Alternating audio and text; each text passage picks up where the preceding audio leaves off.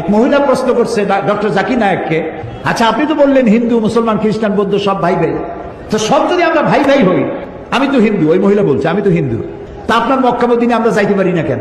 এটা কঠিন প্রশ্ন। আমি চিন্তা করলাম কি জবাব দেয়, আমার কাছেও জবাব আছে, কিন্তু উনি কি বলেন সেটা শোনা দরকার। উনি জবাব দিলেন, বোন আপনার বাড়ি কই? কই তো ইন্ডিয়া। জন্মস্থান কোথায়? এখানে। আমার জন্মস্থান এখানে। আচ্ছা বোন আপনি কি জানেন যে ইন্ডিয়ায় এমন এমন জায়গা আছে যেখানে এখানে জন্মগ্রহণ করার পরেও সে জায়গায় আপনি আর আমি যাইতে পারি না, এরকম জায়গার নাম জানেন? কোন এরকম জায়গা থাকবে কেন? আমি ইন্ডিয়া জন্মগ্রহণ করছি, সব জায়গায় যাইতে পারি।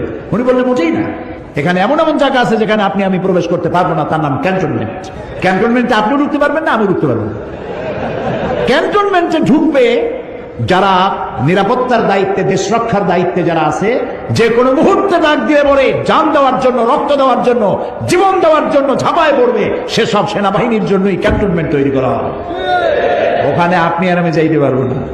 ইসলামের একটা ক্যান্টনমেন্ট আছে, সেটার নাম মক্কা আর মদিনা। ওইখানে ওই সব লোকেরাই যেতে পারে যারা আল্লাহর জন্য জান দিতে পারে, মাল দিতে পারে, রক্ত দিতে পারে।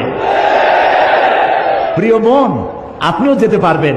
আপনার পাসপোর্টে একটা ভিসা লাগান, ভিসার নাম লা ইলাহা ইল্লাল্লাহু মুহাম্মাদুর রাসূলুল্লাহ। কালকে আপনি মক্কা মদিনা চলে যান। কি সুন্দর জবাব! আমার খালি দোয়াই আসলো যে আল্লাহ তাআলা কি ব্রেন তুমি তাকে দিয়েছো, সুবহানাল্লাহ।